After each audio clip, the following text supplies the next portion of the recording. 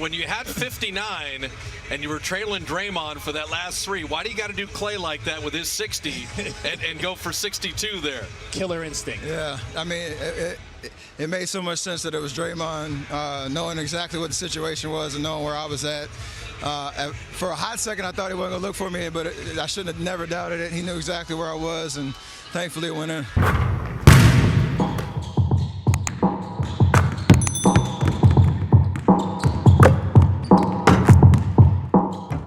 What's up, guys? Keep it hooping, back with another video. First one of 2021. Hope everyone had a nice weekend and beginning of the year.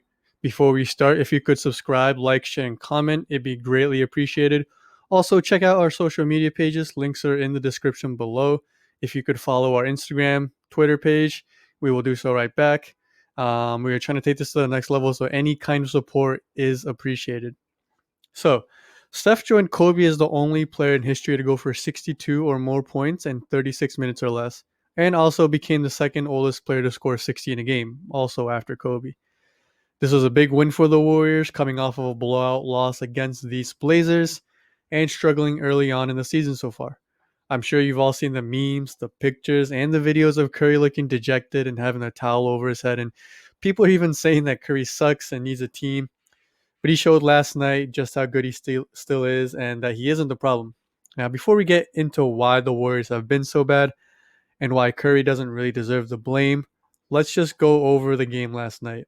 The one takeaway really was that Steph got to the line 18 or 19 times, which is his career high, and that a lot of these shots were difficult. The Blazers played pretty good defense for the most part, and Curry really just had to do a lot of improvising, a lot of creating for himself. But do keep an eye on Draymond Green because he did play a big part, and the stats won't even show it. But he showed just how important he is last night on defense, which we won't really see here, but on offense as well for Curry especially.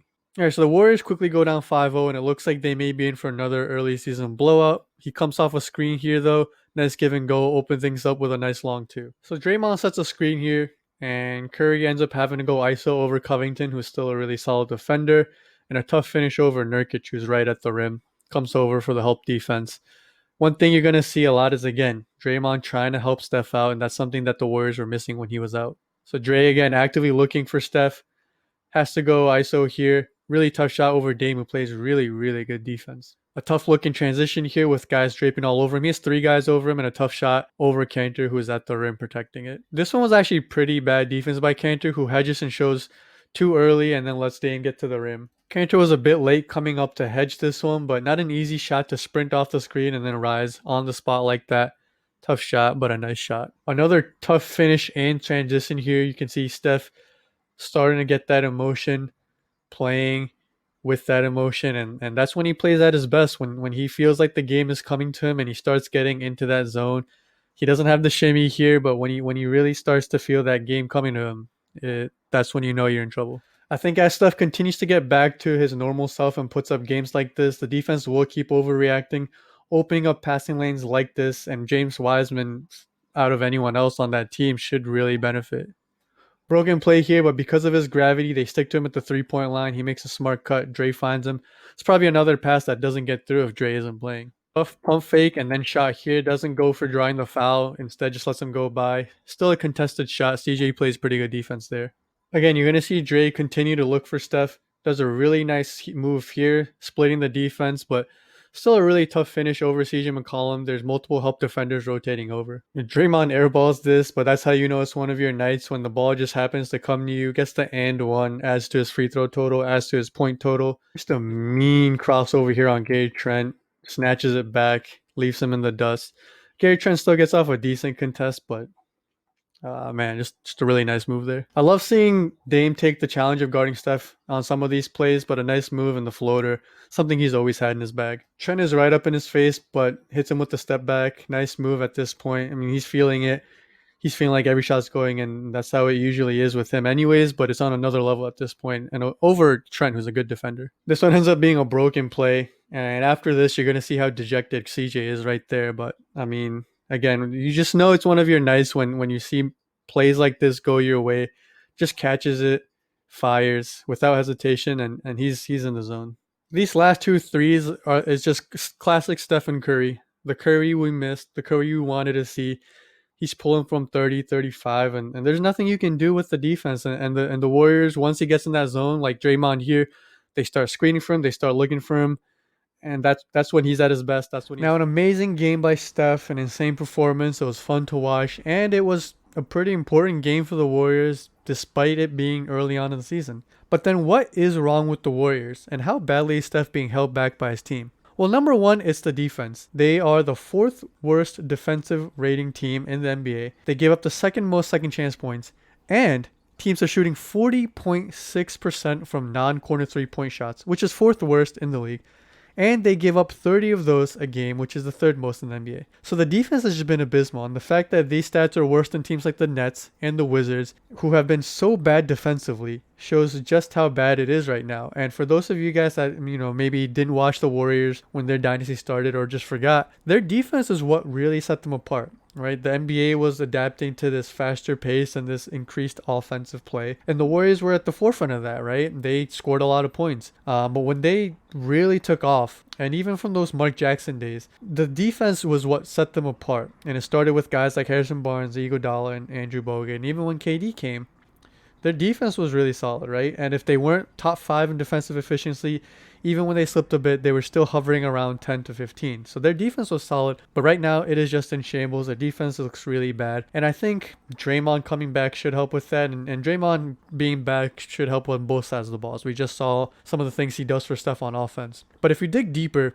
into especially Steph's stats, you'll see just how, I guess just how his teammates haven't been doing their job, right? So he is 6th in passes received, but he's 38th in catch and shoot attempts, showing you that he really doesn't get a lot of clean looks, a lot of easy shots. So just to give you guys a reference, in 2018 to 2019, which was his last healthy season, so if you just discount last season, he received 61 passes a game and got 7 catch and shoots a game. So let's just say about every 9 passes he got, it was for a catch and shoot shot. And he shot 44%, so those are shots he tended to make, just up below 50, right? This year in comparison, he's receiving 74 passes a game, so more passes and being asked to do more. And he's only getting 5 catch and shoot shots a game, so 2 catch and shoot shots less. So now about 1 in every 15 passes are catch and shoots.